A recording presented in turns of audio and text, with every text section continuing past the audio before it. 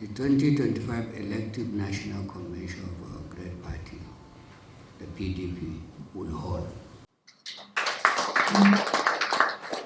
Yesterday, the 4th of November 2025, Justice Akintola delivered a landmark ruling affirming that our party has sufficiently satisfied all provisions of the law and therefore retains the constitutional right to organize its internal democratic processes, specifically to hold 2025 National Elective Convention. I must confess that what Justice Akintola did in this era of judicial intimidation and moral compromise is an act of courage.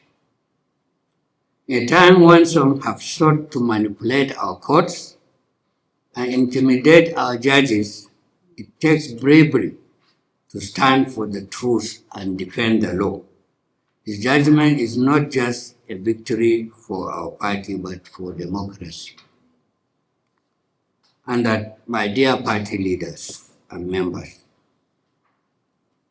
this is exactly what this moment in our national trajectory demands of us as an opposition. Courage. We should be courageous. When I say courage, courage can be contagious, but it can also be misunderstood. When I assumed office as the acting national chairman of the PDP, I met a deeply divided house, factions, distrust, between one another and suspicion, beclouding our shared purpose. I realized then that our party needed most, what our party needed most was reconciliation, not vengeance, not anger, not blame. We needed to heal the wounds opened after the 2023 general elections. At the time, some felt I was taking sides because I refused to indulge in vindictiveness of punishing those they wanted punished. But I knew better. When they could not understand the wisdom of sheathing their swords, they left the party. Yet, even now, those I was accused of allying with have completely misunderstood my intention. The truth is simple. Every decision I took, every compromise I made, every gesture of accommodation was for the sake of this party.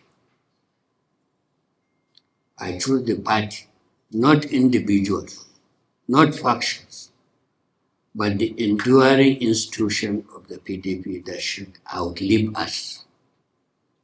That is what loyalty and courage means. Courage is also what our next NWC must possess. Our democracy is dragged through the mud, and beyond that, we now face the risk of foreign interference and security threats and challenges that challenge our sovereignty. What Nigeria needs now is leadership, bold, visionary leadership, and it must begin with us. We do not have to be in power to begin our mission to rescue, redirect, and rebuild this country. That mission begins right here in the opposition. Our incoming NWC must therefore be made up of men and women of integrity, capable of rallying our base, reviving our traditional structures, and inspiring new members. Dear leaders, ladies and gentlemen, it is not easy to be a politician in opposition. When even those who have attained the highest political offices abandon their core beliefs in a desperate rush to seek connection with the center, we must then truly honor and appreciate those amongst us who remain steadfast, loyal, and committed to the core tenets of democracy. To our party leaders and members, thank you for your resilience, your faith, and your belief in what unites us.